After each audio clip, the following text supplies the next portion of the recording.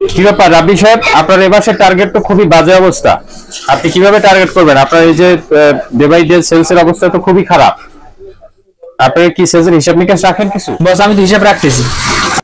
আপনি যদি হিসাব রাখেন তাহলে আপনার এখানে যে সেলস করছেন এইটা কি সেলস করছেন আপনি? আপনার কাছে যদি হিসাব নিকাশ থাকে তাহলে এটা কি সেলস? এটা আপনি কি করছেন? আজকে আপনার টার্গেট কত? বস 20,000। 20,000 টাকা টার্গেট আপনি কত করছেন? বস আজকে তো বন্যার বরাদের ভিতরে দোকানপাট খোলে না, এই জন্য করতে পারিনি। বন্ধ বন্ধ ছিল মানে? সব দোকান বন্ধ ছিল বস।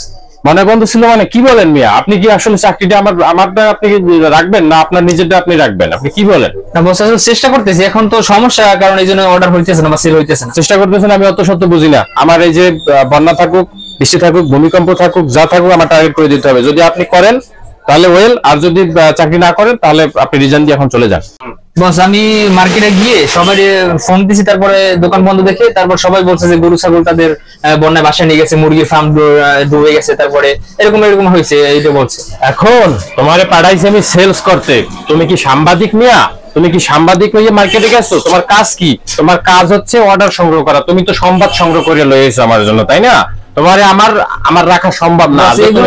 আপনি বলতেছেন সব খান্ত, দেশের সব পরিস্থিতি আপনার মাথায় রাখতে হবে, শুধু একদিকে চিন্তা করলে হবে না বস। সব পরিস্থিতি মাথায় রাখবো মানে? ধর মেয়া তুমি বেরো, তুমি বেরো, তোমার চাকরি নাই, তুমি বেরো।